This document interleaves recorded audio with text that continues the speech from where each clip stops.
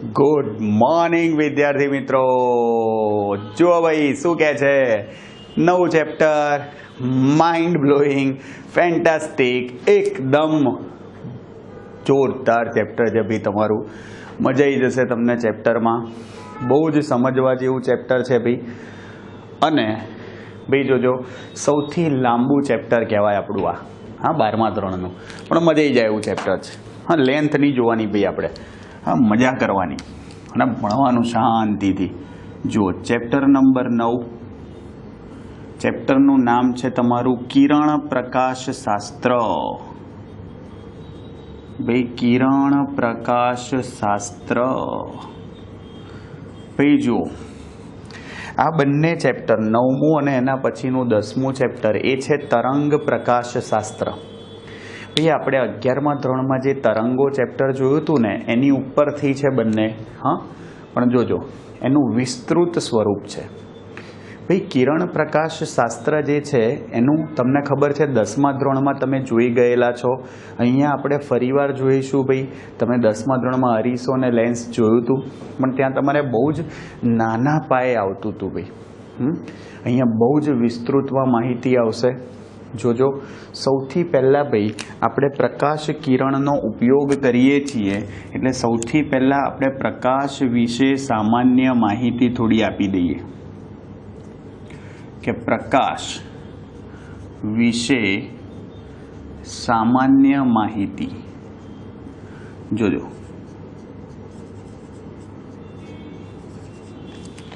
ભાઈ પ્રકાશ કિરણ વિશે સામાન્ય માહિતી આપવા જઈએ. જોજો ભાઈ, આપણને એટલે કે માનવ આંખ, ભાઈ આપણે ભણી ગયા વિદ્યુત ચુંબકીય તરંગોમાં કે બહુ જ બધા વિદ્યુત ચુંબકીય તરંગો છે, પણ આપણી માનવ આંખ જે છે એ માત્ર ને માત્ર શેના માટે સેન્સિટિવ છે? તો કે માનવ આંખ માત્ર દ્રશ્ય પ્રકાશ ને જોઈ શકે છે. અને આ દ્રશ્ય પ્રકાશ જે છે ભાઈ, એની તરંગ લંબાઈ, સાંભળજો, દ્રશ્ય પ્રકાશની તરંગ લંબાઈ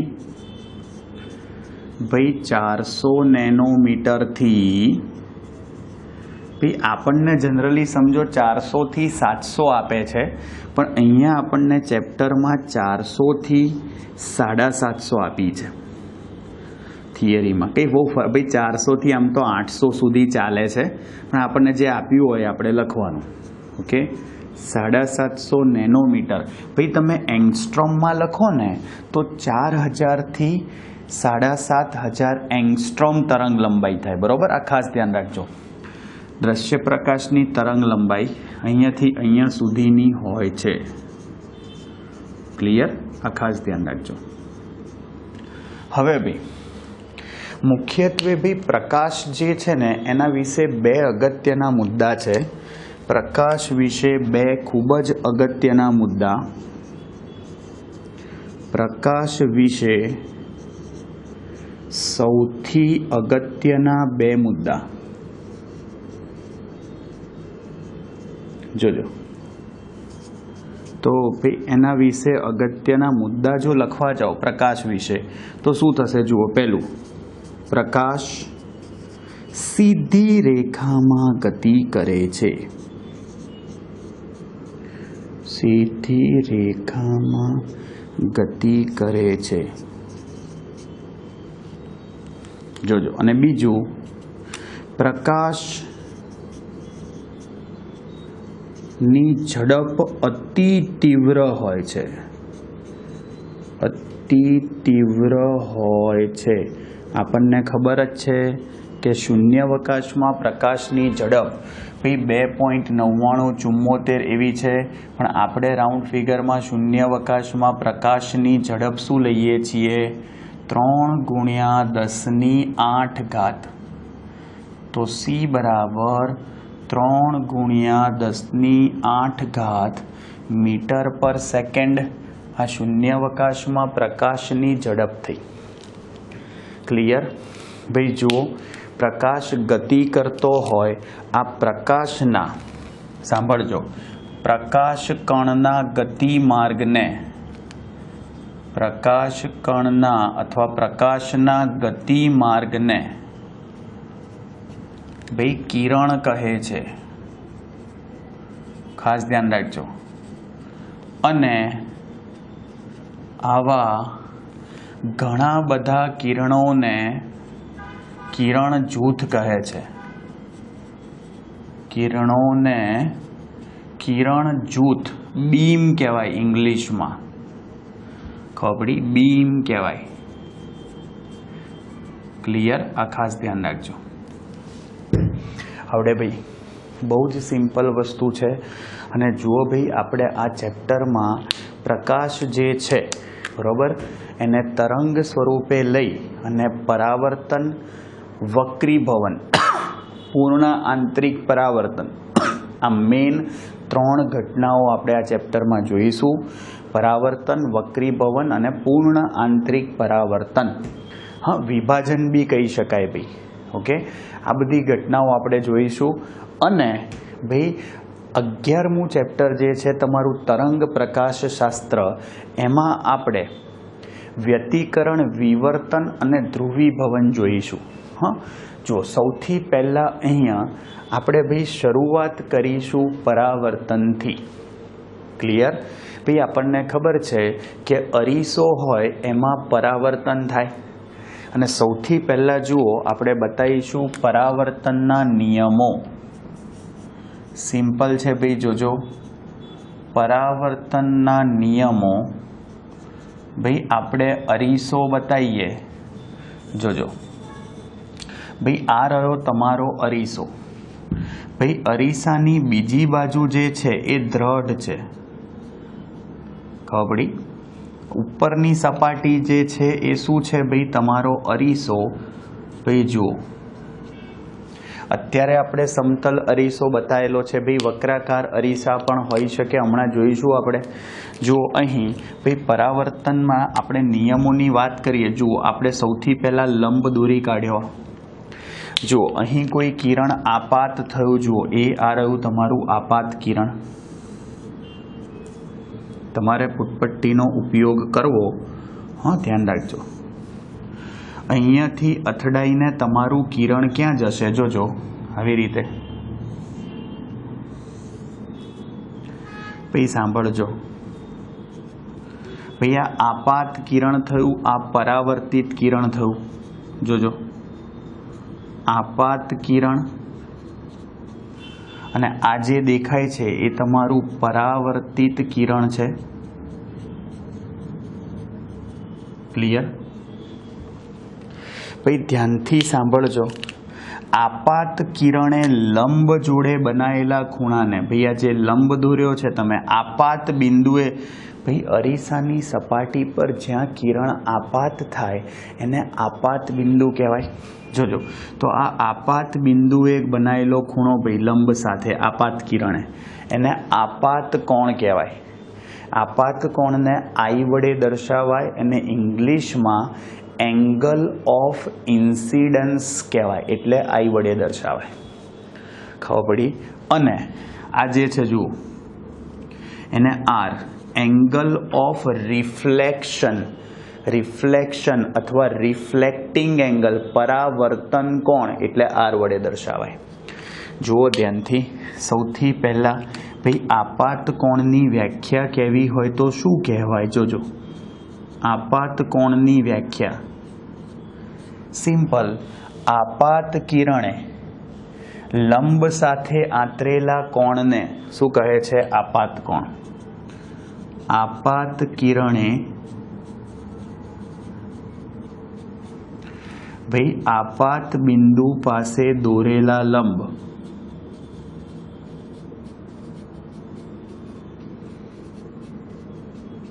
જોજો, આપાત કિરણે લંબ સાથે આંતરેલા કોણને શું કહે છે? આપાત કોણ કહે છે. અને ભાઈ આપાત કોણને એંગલ ઓફ ઇન્સિડન્સ કહેવાય. એંગલ ઓફ ઇન્સિડન્સ કહે છે.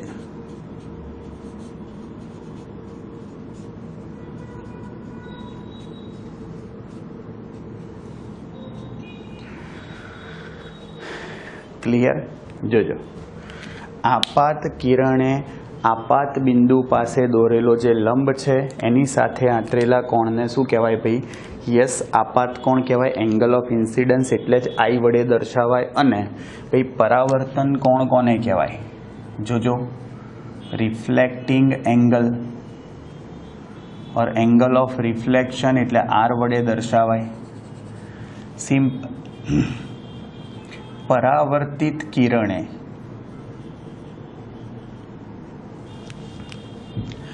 લંબ સાથે આંતરેલા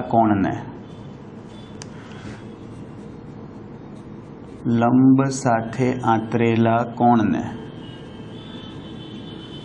પરાવર્તન કોણ કહે છે? ખબડી, પરાવર્તન કોણ કહે છે?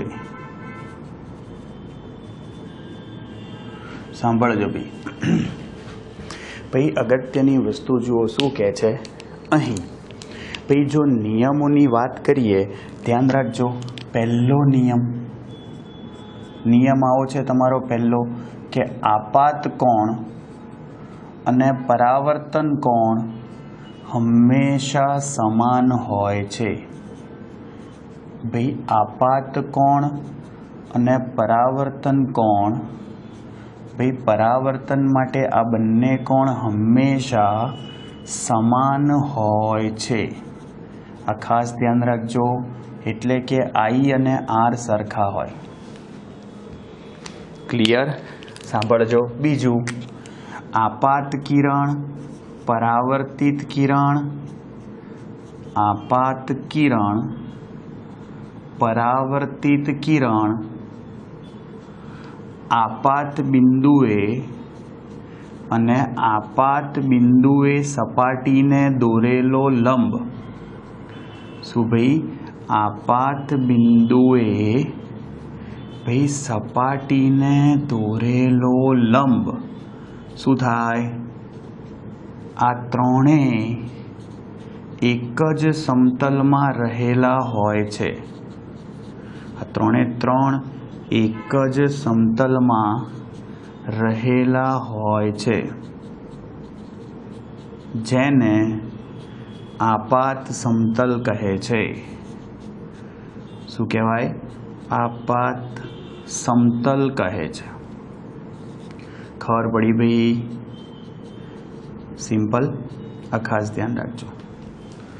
અને ત્રીજું જોજો, ત્રીજો નિયમ શું કહે છે? તો કે આપાત કિરણ અને પરાવર્તિત કિરણ, આપાત કિરણ અને પરાવર્તિત કિરણ લંબની સામસામી બાજુએ રહેલા હોય છે.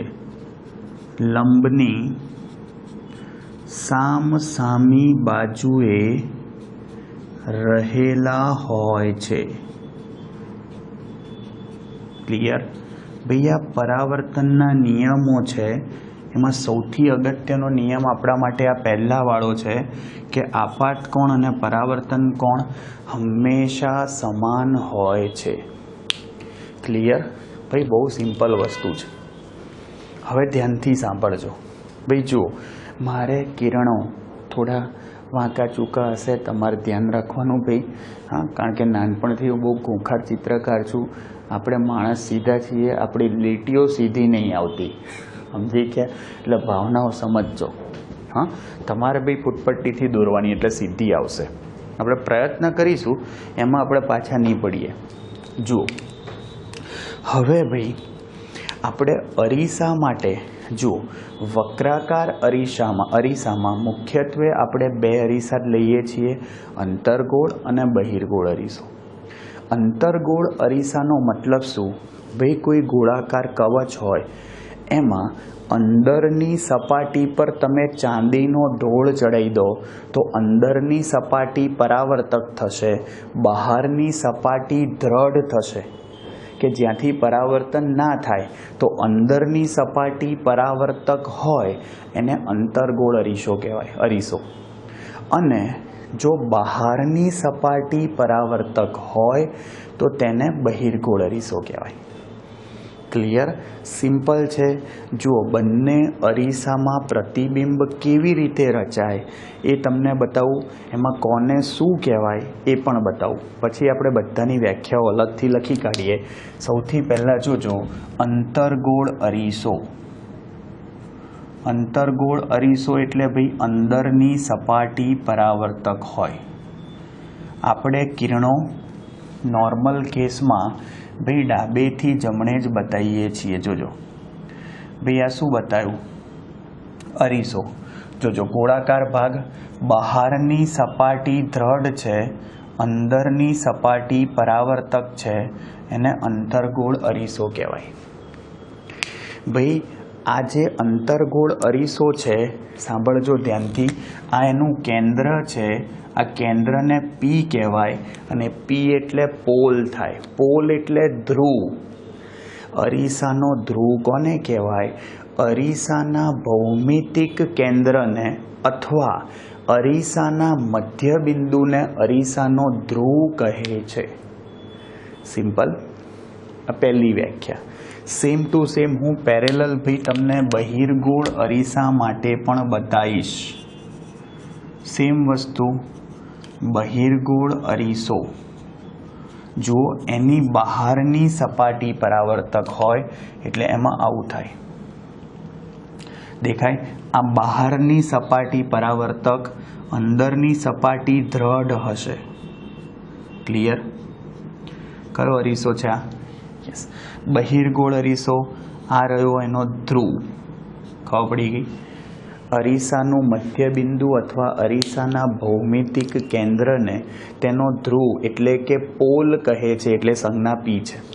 જોજો, હવે અગત્યની વસ્તુ આ જે પી છે, ભાઈ અરીસો જે ગોળાકાર કવચમાંથી બનાવવામાં આવ્યો હોય, એ ગોળાકાર કવચ જે છે એના કેન્દ્રને એનું વક્રતા કેન્દ્ર કહે છે. વક્રતા કેન્દ્રને કેપિટલ સી વડે દર્શાવાય. હા, કારણ કે સેન્ટર ઓફ કર્વેચર કહેવાય. સેન્ટર ઓફ કર્વેચર એટલે વક્રતા કેન્દ્ર. જોજો ભાઈ, આ જે ગોળાકાર કવચ હોય એ જે ગોળામાંથી બનાવેલું હોય એના કેન્દ્રને શું કહેવાય? વક્રતા કેન્દ્ર કહે છે. જોજો ભાઈ, આ તમારું વક્રતા કેન્દ્ર અહીંયા બતાવી દીધું. જુઓ, સી. ખબર પડે છે? અને એ જ રીતે આમાં વક્રતા કેન્દ્ર ક્યાં આવશે? આ બાજુ, જમણી બાજુ આવશે. ભાઈ વક્રતા, ભાઈ કારણ કે અહીંયા આ સાઈડ જુઓ, વર્તુળાકાર ગોળો આ રીતે બનશે. જુઓ, આ બાજુ વક્ર સપાટી છે તો ગોળો આ બાજુ બને. ક્લિયર? તો વક્રતા કેન્દ્ર જમણી બાજુ આવશે.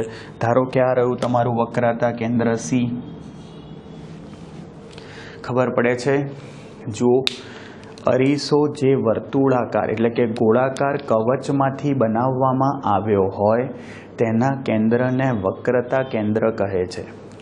હવે ભાઈ જોજો, આ વક્રતા કેન્દ્ર અને ધ્રુવમાંથી પસાર થતી કાલ્પનિક રેખાને ભાઈ એની મુખ્ય અક્ષ કહે છે. પસાર થતી રેખાને મુખ્ય અક્ષ કહેવાય. ભાઈ આ તમારી મુખ્ય અક્ષ થઈ. સમજી ગયા? બંને માટે ધ્રુવ અને વક્રતા કેન્દ્રમાંથી પસાર થતી શું? યસ, રેખાને શું કહે છે ભાઈ? મુખ્ય અક્ષ કહે છે. આવડશે? જોજો, હવે આજે ભાઈ તમારી મુખ્ય અક્ષ છે. સાંભળજો ધ્યાનથી. કિરણો બતાવીએ. મુખ્ય અક્ષની નજીકમાં ખૂબ જ નાના કોણે આપાત થતા કિરણોને પેરેક્સિયલ રેસ કહે છે. ખૂબ જ નાનો ખૂણો, લગભગ તમે એવું કહી શકો કે કિરણો સમાંતર જ છે, એટલે જ પેરેક્સિયલ. પેરેલલ એટલે સમાંતર, અક્ષને સમાંતર કિરણો. ખબર પડી? પણ એવું આપ્યું છે વ્યાખ્યામાં કે મુખ્ય અક્ષને ભાઈ નજીક ખૂબ જ નાના કોણે આપાત થતા કિરણોને શું કહે છે? યસ, પેરેક્સિયલ કિરણો કહે છે. પેરેક્સિયલ અક્ષને સમાંતર કિરણો. ભાઈ જુઓ, અહીંયા બી બતાવું. જો ક્લિયર? भाई केवा किरणों बताया? समांतर। खबर पड़ी? भाई अगत्यनी वस्तु, जो तमे अक्षने भाई लंब रूपे कोई किरण आपात करशो तो भाई एनु एज पाछू परावर्तन पामीने जशे। अहींया लंब रूपे आपात करशो तो एनु ए लंब रूपे ज परावर्तन पामशे। आ खास ध्यान राखजो। हवे अगत्यनी वस्तु भाई जुओ, अंतरगोळ अरीसामां मुख्य अक्षने समांतर आपात थता किरणों परावर्तन पामीने जे बिंदु पासे केंद्रित थता होय, जे बिंदु पासे केंद्रित थता होय तेने अरीसानुं मुख्य केंद्र कहे छे। शुं कहेवाय? मुख्य केंद्र। शुं कीधुं जोजो भाई, आ जे किरणों छे ए परावर्तन पामीने, जो समांतर आपात थया ने भाई, परावर्तन पामीने ज्यांथी पसार थाय एने जो ए अहींया अथडाईने, जोजो ए आ पसार थयो अहींयाथी, आ अथडाईने ए अहींयाथी पसार थयो, आ अथडाईने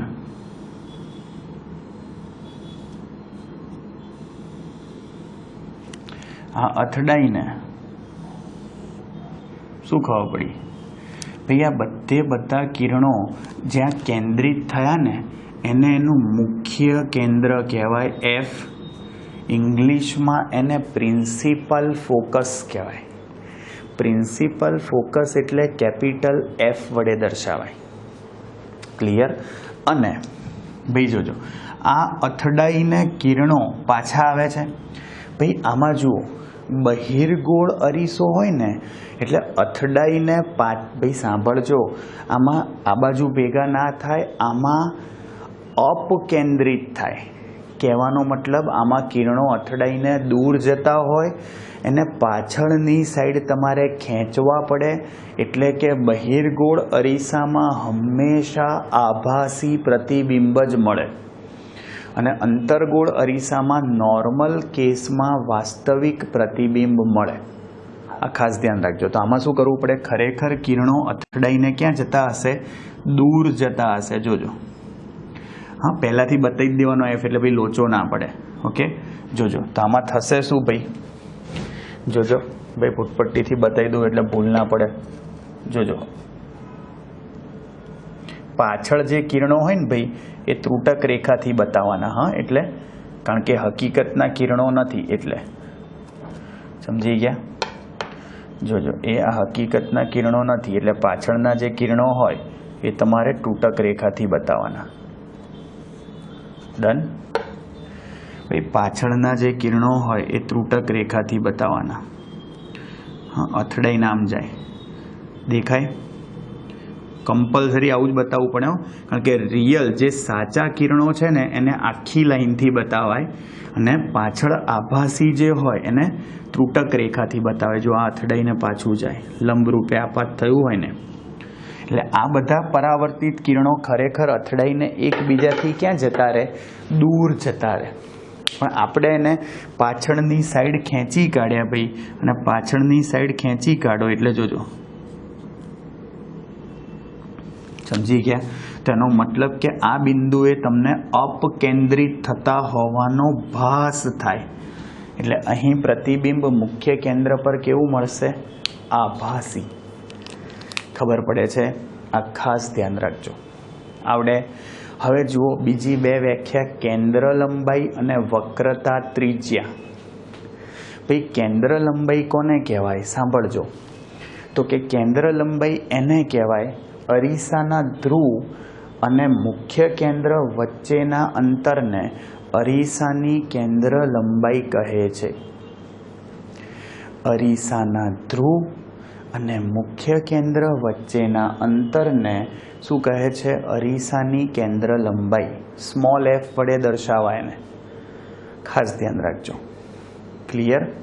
અને ભાઈ વક્રતા કેન્દ્ર અને ધ્રુવ વચ્ચેના અંતરને અરીસાની વક્રતા ત્રિજ્યા કહેવાય. એને કેપિટલ આર વડે દર્શાવાય. એફને ઇંગ્લિશમાં ફોકલ લેન્થ કહેવાય, એટલે કેન્દ્ર લંબાઈ.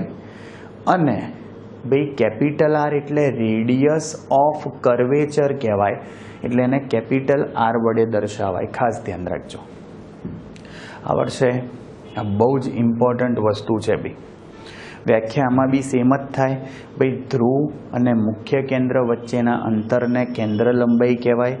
ધ્રુવ અને વક્રતા કેન્દ્ર વચ્ચેના અંતરને વક્રતા ત્રિજ્યા કહેવાય. વક્રતા ત્રિજ્યાની બીજી વ્યાખ્યા પણ છે. શું? તો કે જે ગોળાકાર કવચમાંથી તમે અરીસો બનાવ્યો હોય એની ત્રિજ્યાને જ વક્રતા ત્રિજ્યા કહેવાય. ભાઈ એ તો કીધું એના કેન્દ્રને વક્રતા કેન્દ્ર, તો એ ત્રિજ્યાને વક્રતા ત્રિજ્યા કહેવાય. ક્લિયર? આ ખાસ ધ્યાન રાખજો. અને અગત્યની વસ્તુ મેં તમને કીધું એમ, જો અહીં ભાઈ આ ધ્રુવ અને વક્રતા કેન્દ્ર મુખ્ય કેન્દ્ર વચ્ચેનું અંતર એફ થાય, અને એ જ રીતે જુઓ આ સી અને કોની વચ્ચેનું, પી વચ્ચેનું અંતર લો ભાઈ. તમે સમજો, સી અને પી વચ્ચેનું અંતર, તો એને કેપિટલ આર કહેવાય. આપણે થિયરી ભાઈ તમને ખબર જ હશે કે વક્રતા ત્રિજ્યા એ મુખ્ય કેન્દ્ર લંબાઈ કરતાં બમણી હોય, એ આપણે સાબિત કરીશું. અને એ જ રીતે જુઓ અહીંયા આ એ જ થાય. તમારે આકૃતિ એવી રીતે જ દોરવાની ભાઈ કે એફ અને આર, યસ, એવી રીતે દોરવાના કે આર જે છે એફ કરતાં બમણું હોય. હા, આ બહિર્ગોળ અરીસો છે. આવડે?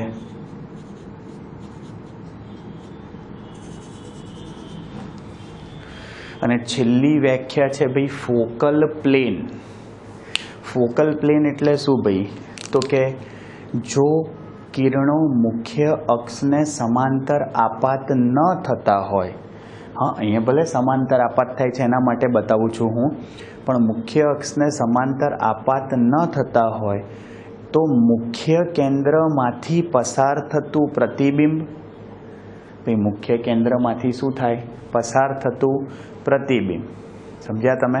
અને મુખ્ય અક્ષને લંબ, મુખ્ય અક્ષ આપણી આ છે, એને લંબ એવું સમતલ, આ એક્સ અક્ષ છે એટલે એને લંબ એવું સમતલ કયું થાય? YZ થાય.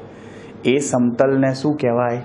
ફોકલ પ્લેન કહેવાય. ભાઈ સાંભળજો, અહીં બતાવું તો ફોકલ પ્લેન આવી રીતે બતાવવું પડે. તમે ખરેખર હવામાં બેટર સમજ્યા, પણ અહીંયા નોટમાં બતાવવા આપણી જોડે ઓપ્શન નથી ભાઈ. આવી રીતે જ બતાવવું પડે. આ ફોકલ પ્લેન થયું. સમજી ગયા?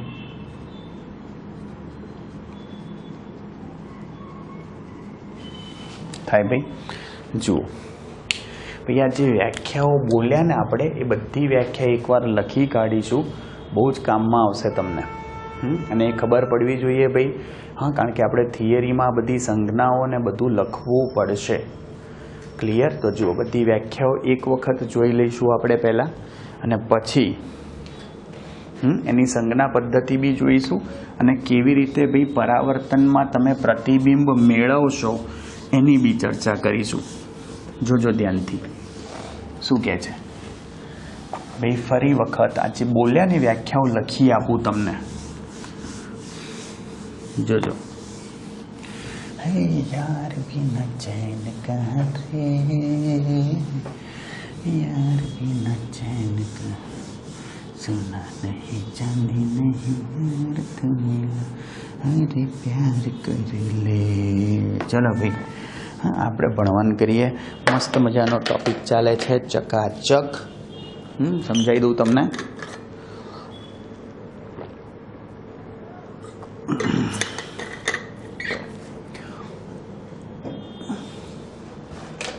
જોજો શું કહે છે.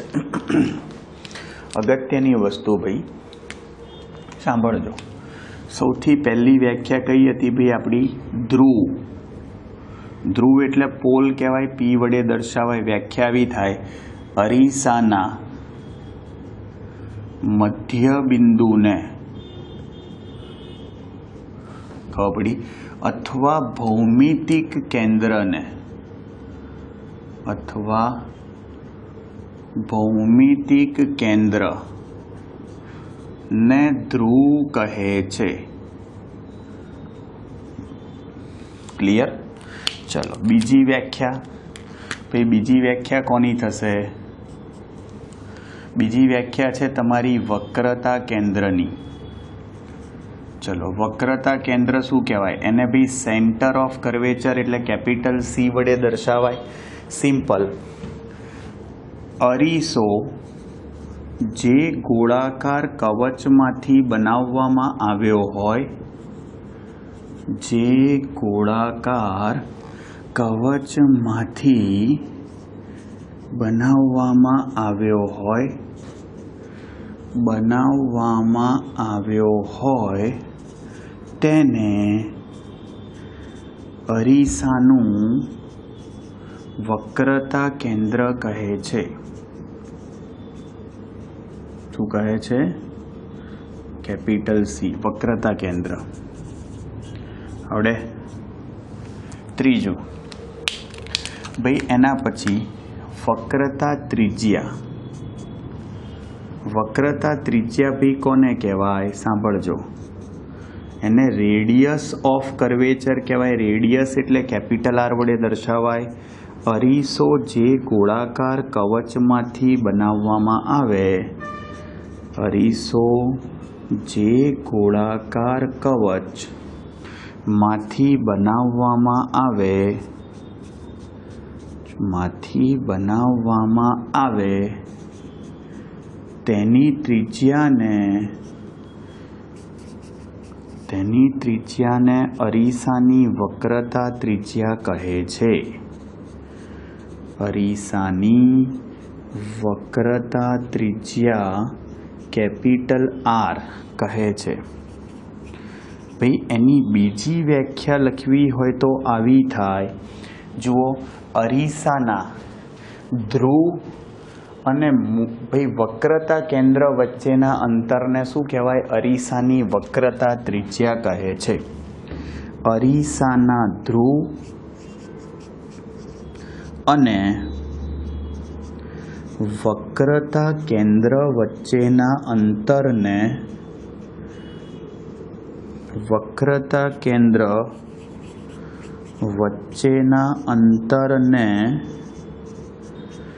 ભાઈ વક્રતા ત્રિજ્યા કહે છે. આવડે ભાઈ? આવડશે? જુઓ, એના પછી ભાઈ ચોથી વ્યાખ્યા સાંભળજો ધ્યાનથી. ભાઈ પેરેક્સિયલ કિરણો. પેરેક્સિયલ કિરણો એનો શું મતલબ? જોજો. તો કે મુખ્ય અક્ષ પર ખૂબ જ નાના કોણે, લગભગ સમાંતર જ કહેવાય ભાઈ, નાના કોણે આપાત થતા કિરણોને પેરેક્સિયલ કિરણો કહે છે. ભાઈ પેરેલલ એટલે સમાંતર ને એક્સિયલ એટલે અક્ષને સમાંતર, એમ કિરણો કહે છે. આવડે? ખાસ ધ્યાન રાખજો. એના પછી ભાઈ હવે જોજો ભાઈ, મુખ્ય અક્ષની વ્યાખ્યા કહી દઈએ. મુખ્ય અક્ષની વ્યાખ્યા શું થાય? જોજો, મુખ્ય અક્ષની વ્યાખ્યા આવી થાય. વક્રતા કેન્દ્ર અને ધ્રુવમાંથી પસાર થતી રેખાને શું કહે છે? મુખ્ય અક્ષ કહે છે. મુખ્ય અક્ષ કહે છે. ખબર પડી? અને ભાઈ જોજો, છઠ્ઠી વ્યાખ્યા તમારી. હવે વ્યાખ્યા કહીએ મુખ્ય કેન્દ્રની. જોજો ભાઈ, મુખ્ય કેન્દ્રની વ્યાખ્યા શું થાય? એને કેપિટલ એફ વડે દર્શાવાય. ભાઈ જુઓ, અંતર્ગોળ અરીસા માટે અને બહિર્ગોળ અરીસા માટે બંને માટે વ્યાખ્યાઓ જુદી જુદી થશે. કારણ કે અંતર્ગોળ અરીસામાં નોર્મલ કેસમાં વાસ્તવિક પ્રતિબિંબ રચાય. ભાઈ અંતર્ગોળ અરીસો એના માટે तो जुओ शुं आवशे भाई मुख्य अक्षने समांतर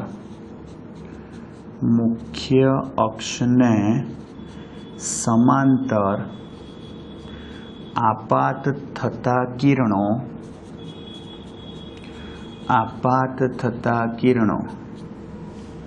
सांभळजो भाई मुख्य अक्ष ने समांतर आपात थता किरणों सांभळजो शुं थाय भाई परावर्तन पामीने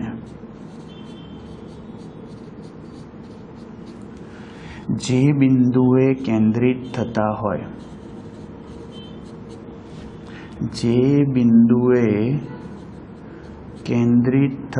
होय तेने भाई अरीसानु मुख्य केंद्र कहे छे।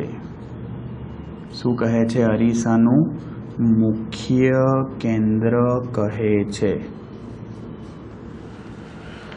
मुख्य अक्ष ने समांतर आपात थता किरणों देखाय छे। बीजा समांतर आपात थता था ए बधा परावर्तन पामीने जे बिंदुए केंद्रित थाय एने शुं कहेवाय? अरीसानु मुख्य केंद्र कहे छे।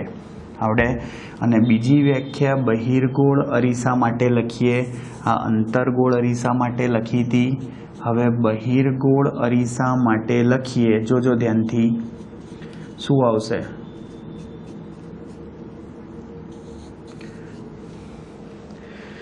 मुख्य अक्ष ने समांतर आपात थता किरणों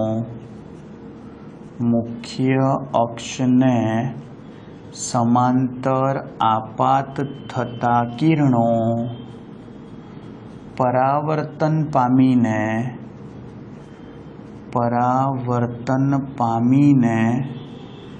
अपकेंद्रित थता होवानो भास थतो होय। भाई एटले के अपकेंद्रित एटले पाछळनी बाजुए खेंचवा पड़े, थता होवानो भास थतो होय तो तेने शुं कहे छे भाई?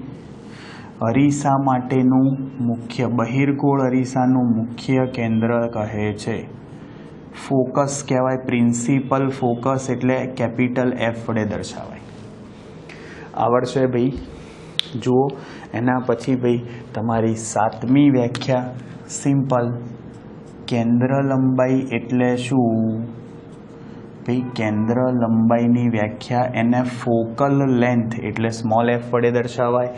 सिंपल भाई अरीसाना ध्रुव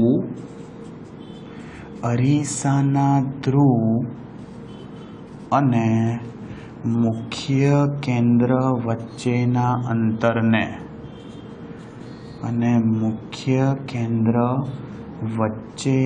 अंतरने केंद्र लंबाई कहे छे।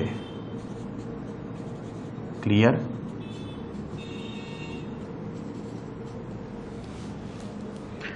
क्लियर भाई। अने 8मो छेल्ली व्याख्या भाई फोकल प्लेन के ज्यां तमारू प्लेन एटले भाई समतल।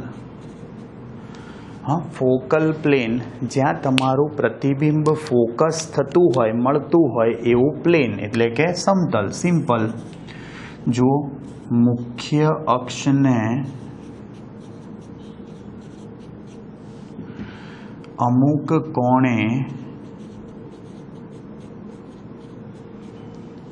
परावर्तन पामी प्रतिबिंब रचातुं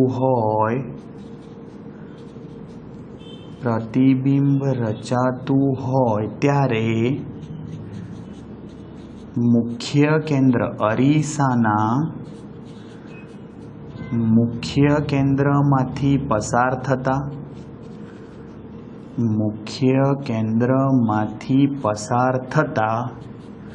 अने मुख्य अक्ष ने लंब एवा समतल ने फोकल प्लेन कहे छे। भाई एवा समतल ने फोकल प्लेन कहेवाय। आवडे? आ खास ध्यान राखजो। મુખ્ય અક્ષને સમાંતર અને ભાઈ અમુક કોણે પરાવર્તન પામી પ્રતિબિંબ રચાતું હોય ત્યારે અરીસાના મુખ્ય કેન્દ્રમાંથી પસાર થતું આ બતાવ્યું છે બ્લુ કલરનું. મેં તમને હમણાં બી કીધું મુખ્ય અક્ષને લંબ હોય એટલે આવું થાય અને મુખ્ય કેન્દ્ર ધારો કે અહીંયા હોય એમાંથી પસાર થતું એટલે કઈ થયું ભાઈ. ધારો કે મુખ્ય અક્ષ એક્સ અક્ષ પર હોય તો ફોકલ પ્લેન તમારું શું કહેવાય? વાયઝેડ સમતલ કહેવાય. ક્લિયર? જુઓ ભાઈ આ બધી તમારી વ્યાખ્યાઓ થઈ. આવડશે ભાઈ? જુઓ મસ્ત મજાની ભાઈ તમારી વ્યાખ્યાઓ છે બધી. ભાઈ આ તમારા કન્સેપ્ટ માટે બહુ જ અગત્યની વસ્તુ છે. હા, આ તમને ખબર પડવી જ જોઈએ ભાઈ.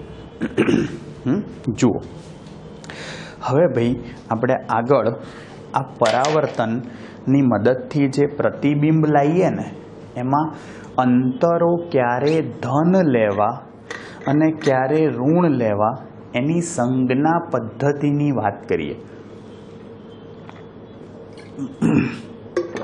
કે ક્યારે તમે સંજ્ઞા ધન લેશો અને ક્યારે ઋણ લેશો. ક્લિયર? એની આપણે વાત કરીએ. જોજો કે ભાઈ એ પહેલાં ભાઈ આપણને ખબર જ છે અને બીજી વસ્તુ આપણે જોઈશું કે પરાવર્તનના જે પ્રતિબિંબ તમારે મેળવવું હોય એના માટેના નિયમો કેવા છે કે અરીસામાં પ્રતિબિંબ મેળવવા માટે તમે કેવા નિયમોનો ઉપયોગ કરશો એ જોઈશું. જવા દઉં હવે આ જુઓ. તેરી દીવાની દીવાની હૈ તેરી દીવાની. જો ભાઈ એક કામ કરીએ આજે ફરી એક જ બે જોક્સ મારું ભાઈ. જો વાગે નહીં ભાઈ. આપણે વાત થઈ હતી ને ભાઈ આપણા જયદીપભાઈ બહુ ખતરનાક માણસ છે. હા જુઓ હવે એમની વાત કરી લો. હમણાં શું આપણે શ્રાવણ ભાદરવો ગયો ને એટલે આપણે વાત કરી લઈએ જેમની સિઝન ગઈ હમણાં ભાઈ. હા કૂતરાઓની ભાઈ. હવે ભાઈ આપણા જયદીપભાઈ છે ને બહુ આમ માયાળુ દયાળુ કૃપાળુ પ્રકારના માણસ છે. તો એમણે શું કે પેલું રસ્તામાં છે ને આમ 4-5 કૂતરાઓ જોયા. તો આમ 4-5 કૂતરાઓ જોયા ને તો એમને એવું થયું કે આમ 3-4 કૂતરા છે ભાઈ એ કૂતરીની પાછળ જતા હોય છે. તો એક કૂતરી છે ને એક કૂતરો જે છે ને એ બાપડો થોડો લંગડો હોય છે. આમ લંગડાઈને ચાલતો હોય છે. લંગડાઈને ચાલતો હોય છે. લંગડાઈને ચાલતો હોય છે. તમે સમજો એટલે એ આમ જે લંગડાઈને ચાલતો હોય છે ને એટલે સ્વાભાવિક છે પેલા 3-4 જણા લાઈનમાં હોય એટલે જયદીપભાઈ બાપડાને દયા આવે કે ભાઈ આ પેલા કૂતરીની પાછળ 4 જણા લાગેલા છે. એમાં પેલો બાપડો કૂતરો લંગડો છે તો કે એનો વારો તો કંઈ આવવાનો નહીં, એનો વેત નહીં પડે એટલે એમને દયા આવી. તો બાકીના 3ને પછી દે લાકડીથી મારીને કાઢી મૂક્યા. હા એટલે પેલી જે પેલું લંગડું કૂતરું હતું ભાઈ એનું કામ થઈ ગયું.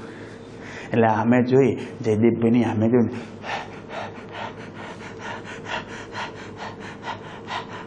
ખુશ થઈ ગયો કે લે ભાઈ તે મારું કામ કરી આપ્યું.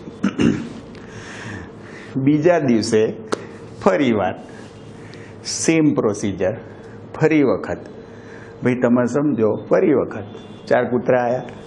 આગળ પેલી કૂતરી જતી હતી.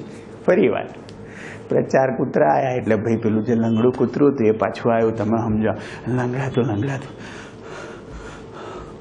એટલે પછી જો એને પછી આશા જાગી ગઈ કે પેલા જયદીપભાઈ આવ્યા છે તો કે આપણે એને ઇશારો કરીએ એટલે આપણું કામ કરી આપે. એટલે જયદીપભાઈની સામે જોઈને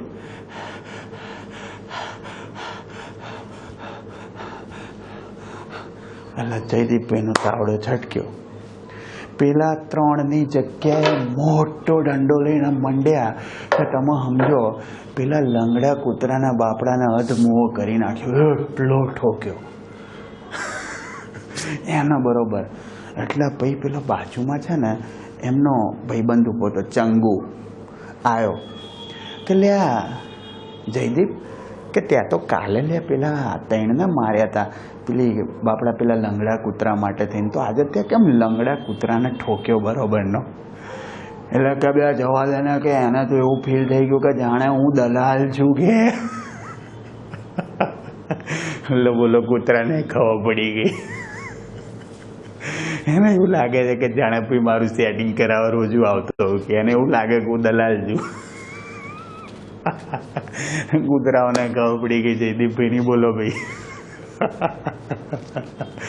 બીજો એક જોરદાર જોક કહું ભાઈ. આપણે કેવું હોય, નાના હતા જયદીપભાઈ, તમે સમજો, નાનકડા, તો કેવું હોય કે ભાઈ જે અમીર માણસ હોય ને, અમે બધા ભાઈ મિડલ ક્લાસ ફેમિલીમાંથી બિલોંગ કરતા હતા નાના હતા, એટલે ગરીબ માણસ એમ. જે મોટા મોટા છોકરા હોય ને, જે ભાઈ બહુ અમીર રૂપિયાવાળા હોય હતા, એટલે એમની માંગ બી એવી હોય એમ. હા, એ લોકો મમ્મી પપ્પા જોડે માગતા બી એવી જ રીતે હોય એમ. નાના હોય ને એટલે તમે માગે એવું એમ કે મમ્મી મમ્મી મારા માટે આજે એક કામ કરો ને મમ્મી, મને ગિફ્ટ આપો ને, 25,000 વાળી વિડીયો ગેમ ગિફ્ટ આપો ને, 25,000 વાળી વિડીયો ગેમ. મમ્મી કે સારું, ચાલ તાર માટે લઈ આવીશું. હા, તમે સમજો, એટલે તરત રેડી થઈ જાય.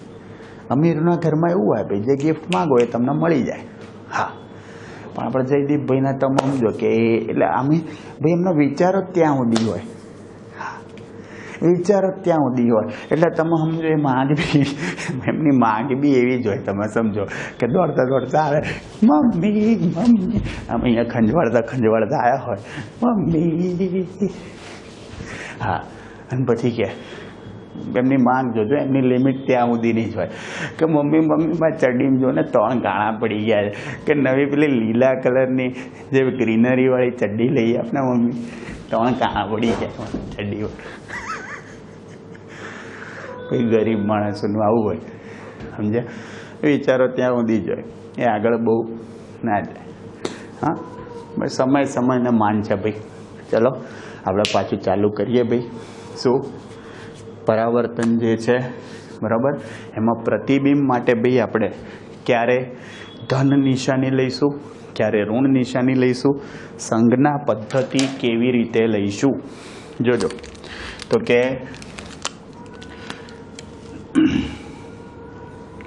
સંજ્ઞા પદ્ધતિ ખાસ ધ્યાન રાખજો. ભાઈ ધારો કે આ અરીસો છે, જુઓ, સમજવા માટે અત્યારે આપણે અંતર્ગોળ અરીસો બતાવ્યો. અંતર્ગોળ અરીસો,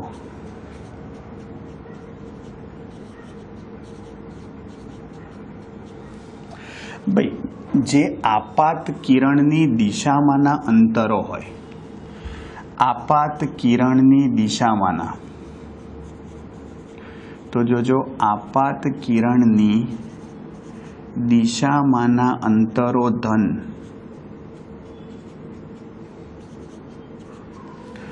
અને ભાઈ જે પરાવર્તન પામીને પાછા જતા હોય, એટલે કે આપાત કિરણની વિરુદ્ધ દિશામાં, તો આપાત કિરણની વિરુદ્ધ દિશામાં ના અંતરો ઋણ. ભાઈ કિરણો અથડાઈને જો આ બાજુની દિશામાં જોજો, એ અથડાઈને પાછા જાય. સાંભળજો, આ તમારો ધ્રુવ હતો. હા, અથડાઈને પાછા જાય ભાઈ, તમે સમજો, એને આપણે શું લઈએ છીએ? ઋણ. સાંભળજો ધ્યાનથી. એવું બી કહી શકો તમે, પરાવર્તિત કિરણની દિશામાંના તરંગો અંતરોને ઋણ લેવાના. અને જોજો ભાઈ, ધારો કે આ નહીં બતાવતો ચાલશે ભાઈ, તમારું અંતર ઉપરની બાજુએ હોય તો x અક્ષની લંબ ઉપરમાંના જે અંતરો હોય એને ધન ગણવા, અને ધારો કે નીચે અંતરો હોય એને ઋણ ગણવા. ભાઈ આ તમારી સંજ્ઞા પદ્ધતિ છે. જોજો શું કીધું સૌથી પહેલા, તો કે ભાઈ આપાત કિરણની દિશામાંના અંતરો, આપાત કિરણની દિશામાંના અંતરો ધન ગણવા, અને આપાત કિરણની વિરુદ્ધ દિશામાંના અંતરોને, આપાત કિરણની વિરુદ્ધ દિશામાંના અંતરોને, ભાઈ વિરુદ્ધ દિશામાંના અંતરોને ઋણ ગણવા. ક્લિયર? આ ખાસ ધ્યાન રાખજો. ક્લિયર? જોજો. બીજું ભાઈ, આપણી ભાષામાં ભાઈ એક્સ અક્ષને લંબ એટલે કે ભાઈ એક્સ અક્ષને લંબ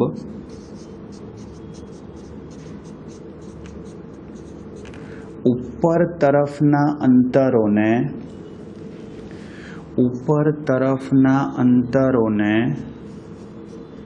ધન ગણવા અને નીચે તરફના અંતરોને ઋણ ગણવા. નીચે તરફના અંતરોને ઋણ ગણવા. આવડે ભાઈ? આ ખાસ ધ્યાન રાખજો. જો હું તમને એમ શીખવાડી દઉં, તમારે યાદ શું રાખવાનું? સિમ્પલ, એકદમ સિમ્પલ. આ ધ્રુવને અનુલક્ષીને જોવાનું. ભાઈ આ તો નિયમ આપ્યા જ લખવા પડે, બાકી તમારે સિમ્પલ દાખલા માટે ને એના માટે કન્ફ્યુઝન ના થાય એવું બધું દિશાન વિરુદ્ધ એવું કશું યાદ જ નહીં રાખવાનું. સિમ્પલ આટલું. ધ્રુવ હોય ને, ધ્રુવ, ત્યાંથી જમણી બાજુના અંતરોને ધન ગણવાના, ડાબી બાજુના અંતરોને ઋણ. એટલે આપણી ભાષામાં શું થયું? ધ્રુવને તમે ઉગમ બિંદુ લો તો ધનેક્સ દિશામાંના અંતરોને ધન લેવાના, ઋણેક્સ દિશામાંના અંતરોને ઋણ લેવાના. અને આ ધ્રુવથી ધનવાય દિશામાંના અંતરો ધન, ઋણવાય દિશામાંના અંતરોને શું લેવાના? ઋણ લેવાના. આવડશે ભાઈ? આ ખાસ ધ્યાન રાખજો. સિમ્પલ. ધ્રુવને કેન્દ્ર તરીકે લો, ઉગમ બિંદુ, ત્યાંથી જમણી બાજુ ધન, ડાબી બાજુ ઋણ. અહીંયાથી ઉપર ધન, નીચે ઋણ. પતિ. ક્લિયર? આ ખાસ ધ્યાન રાખજો. અને જુઓ હવે પરાવર્તનના કિસ્સામાં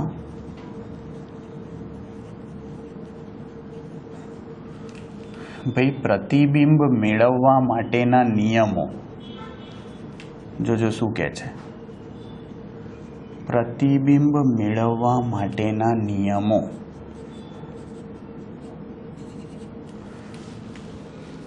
પહેલું ભાઈ આપણને ખબર જ છે કે અંતર્ગોળ અરીસામાં કિરણો પરાવર્તન પામીને જે બિંદુએ કેન્દ્રિત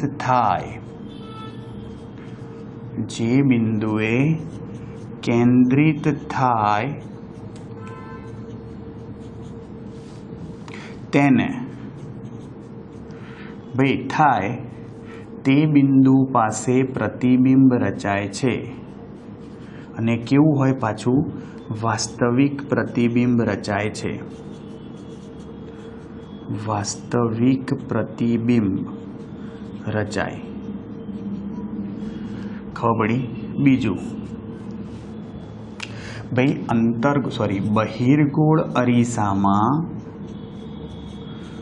બહિર્ગોળ અરીસામાં કિરણો પરાવર્તન પામીને જોજો જે બિંદુએ અપકેન્દ્રિત થતા હોવાનો ભાસ થાય, જે બિંદુએ અપકેન્દ્રિત થતા હોવાનો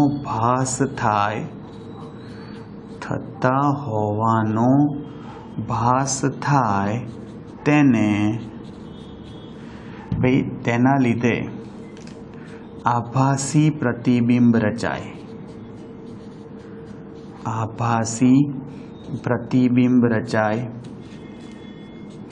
ભાઈ તમે સમજો, અહીં પરાવર્તન અને વક્રીભવનમાં બી એવું જ થશે. પરાવર્તન અને વક્રીભવનમાં રચાતું પ્રતિબિંબ એ બિંદુથી બિંદુની એકરૂપતા દર્શાવે છે. ભાઈ બિંદુથી બિંદુની શું બતાવે? એકરૂપતા બતાવે. એને તમે પોઈન્ટ ટુ પોઈન્ટ કોરસ્પોન્ડન્સ બી કહી શકો ઇંગ્લિશમાં. શું કહેવાય? પરાવર્તનને વગર રચાતું પ્રતિબિંબ એ બિંદુથી બિંદુની એકરૂપતા દર્શાવે છે,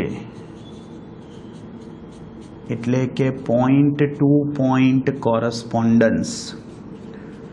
પોઈન્ટ ટુ પોઈન્ટ કોરસ્પોન્ડન્સ.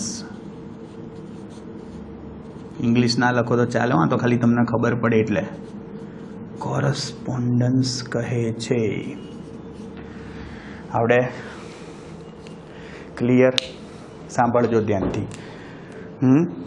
હવે અગત્યની વસ્તુ ભાઈ નિયમોમાં પહેલું કે ભાઈ મુખ્ય કેન્દ્રમાં ભાઈ અરીસાને સમાંતર આપાત થતા કિરણો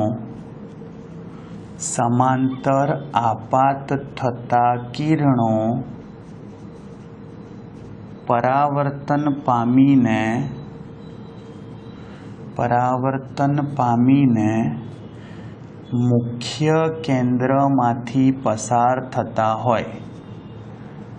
મુખ્ય કેન્દ્રમાંથી પસાર થતા હોય છે. આ ખાસ ધ્યાન રાખજો ભાઈ. જુઓ, સિમ્પલ તમને બતાવું કે ભાઈ આ તમારું શું છે ભાઈ, અરીસો અંતર્ગોળ. આ મુખ્ય કેન્દ્ર પી છે. અરે, આ તમારું ધ્રુવ પી છે. હા, ધ્રુવ તમારો પી. ભાઈ કિરણ જુઓ તમારો અક્ષને સમાંતર આપાત થાય, અક્ષને સમાંતર. તો ભાઈ અથડાઈને ક્યાંથી ભાઈ પસાર થશે? યસ, હંમેશા મુખ્ય કેન્દ્ર, અક્ષને સમાંતર કિરણ આપાત થાય એ મુખ્ય કેન્દ્રમાંથી પસાર થાય. ભાઈ ધારો કે બહિર્ગોળ અરીસો લીધો હોય, એમાં બી વસ્તુ આની આ જ થશે કે ભાઈ આ તમારો ધ્રુવ છે. આ કિરણ અહીંયા આવ્યું, ભાઈ અથડાઈને દૂર ગયું. જોજો, હા, પણ એને પાછળની બાજુ ભાઈ ખેંચો, ડોટેડ લાઈન ભૂલ્યા વગર. એ આભાસી થયું, આ ધ્રુવ થયું. અરે, મુખ્ય કેન્દ્ર થયું આ ધ્રુવ. કિરણ આવ્યું, અથડાઈને ગયું દૂર, પણ પાછળ ખેંચો એટલે શું મળે તમને? જો આમાં એ જ થાય ભાઈ, આ પાછળ ખેંચ્યું. જુઓ, આ કિરણ અથડાય, આ ગયું હતું, હા, અથડાઈને ભાઈ પાછું આવે આ કિરણ, પણ આપણે એને પાછળની બાજુ ખેંચો તો જુઓ આ બે કિરણો ભેગા થયા, ત્યાં પ્રતિબિંબ રચાય. કીધું તો ખરી, બિંદુથી બિંદુની એકરૂપતા છે. આવડે? બીજું ભાઈ, વક્રતા કેન્દ્રમાંથી પસાર થતું કિરણ, વક્રતા કેન્દ્રમાંથી પસાર થતું કિરણ, જોજો, એ પરાવર્તન પામી તે જ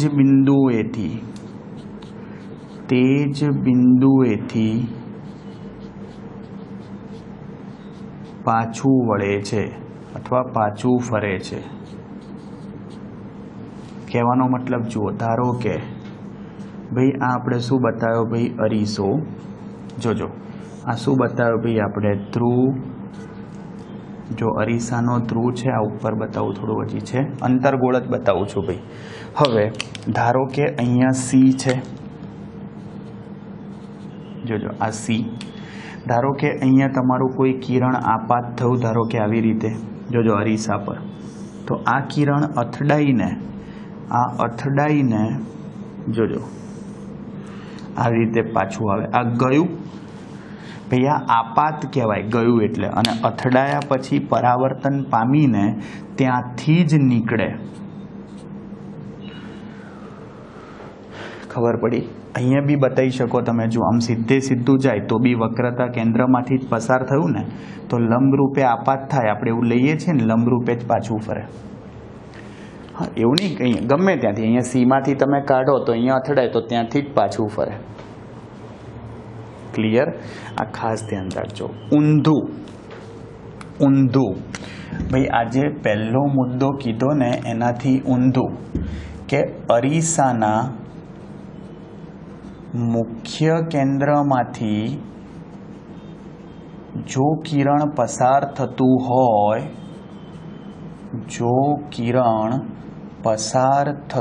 હોય, તો પરાવર્તન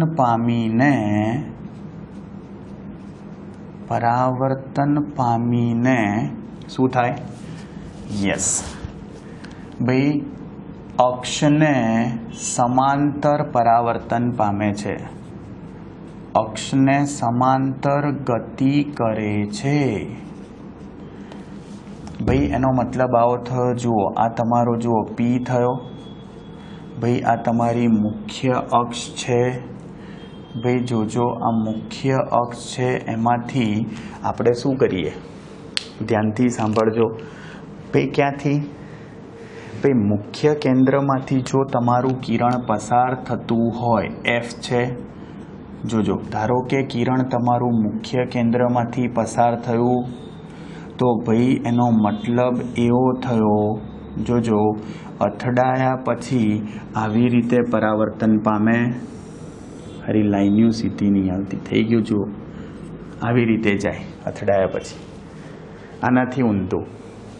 સમાંતર આપાત થતું હોય તો પરાવર્તન પામીને મુખ્ય કેન્દ્રમાંથી પસાર થાય, અને ભાઈ ઊંધું મુખ્ય કેન્દ્રમાંથી પસાર થતું હોય તો અથડાઈને ક્યાંથી? મુખ્ય અક્ષને સમાંતર શું થશે ભાઈ? પરાવર્તન પામશે. અને અરીસાના કોઈ પણ બિંદુ પાસે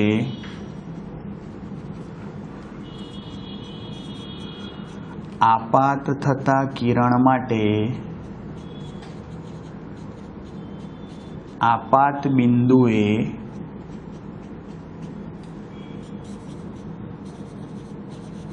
આપાત કોણ અને પરાવર્તન કોણ સમાન હોય છે. ખાલી પેરેક્સિયલ માટે નહીં, બીજા કોઈ પણ કોણ માટે આપાત કોણ અને પરાવર્તન કોણ સમાન હોય છે. જુઓ બતાવું. ધારો કે ભાઈ આ તમારું શું છે? અરીસો. જોજો, અરીસો પી છે ભાઈ. પી તમારો ધ્રુવ છે. આ મુખ્ય અક્ષ બતાવી હતી તમે ભાઈ, પી ઉપર બતાવી દઉં થોડો ભાઈ, સમજી જજો. લો, અરીસો મોટો કરી નાખ્યો એટલે મધ્ય બિંદુ સેટ થઈ ગયું. હવે જુઓ, હવે કિરણ ધારો કે આવી રીતે આપાત થાય. જુઓ, મતલબ થોડો ખૂણો બનાવ્યો, ધારો કે અહીંયા આવી રીતે નીકળ્યું.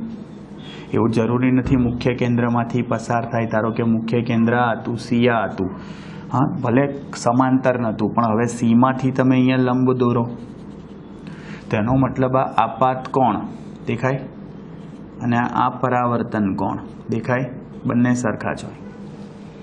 ભાઈ આપાત કોણ પરાવર્તન કોણ શોધવા માટે વક્રતા કેન્દ્રમાંથી આપાત બિંદુ, જે બી આપાત બિંદુ હોય ત્યાં શું દોરવો પડે? લંબ. અને એની જોડે આપાત કિરણ અને પરાવર્તિત કિરણે બનાવેલા ખૂણાને આપાત કોણ પરાવર્તન કોણ કહેવાય, જે હંમેશા સરખા હોય. આવડશે ભાઈ? આ ખાસ ધ્યાન રાખજો. જુઓ, આપણે આજે જે જોયું એ બધી જ વ્યાખ્યાઓ, અરીસામાં પ્રતિબિંબ કેવી રીતે રચાય એના નિયમો, બધી સંજ્ઞા પદ્ધતિ, પ્રાથમિક માહિતીનો જ અભ્યાસ કર્યો છે. આમાં જનરલી એવું ના કહી શકાય, ખાલી પરાવર્તનના નિયમો કદાચ પૂછાતા હોય છે, બાકી જનરલી બાકી બધી વસ્તુ તમારી સમજણ માટે બહુ જ અગત્યની હતી. થિયરીમાં ઓછું પૂછાય છે, પણ એકવાર તૈયાર કરવું જરૂરી છે તમારી સમજણ માટે. નેક્સ્ટ લેક્ચરમાં આપણે પરાવર્તનની થિયરીઓ જોઈશું. એ બધી જ થિયરી અગત્યની છે પરીક્ષા માટે. અરીસા માટે વક્રતા ત્રિજ્યા અને કેન્દ્ર લંબાઈ વચ્ચેનો સંબંધ હોય, કે અરીસા માટે ગાઉસનું સમીકરણ હોય કે મોટવણી હોય, આ ત્રણ બહુ જ કામના સૂત્રો છે. આપણે નેક્સ્ટ ટાઈમ લાવીશું અને એના પછી એની ઉપરથી દાખલા ગણીશું. ક્લિયર? ચલો મળીએ ભાઈ નેક્સ્ટ લેક્ચરમાં. આટલું વ્યવસ્થિત તૈયાર કરી કાઢજો. મળીએ નેક્સ્ટ લેક્ચરમાં. ત્યાં સુધી આવજો. બાય. See you. टाटा. सबा खैर. सायोनारा. हasta la vista. फिर मिलेंगे. चलते चलते. खुदा हाफिज. दास विदानिया. जय श्री कृष्ण. जय अम्बे.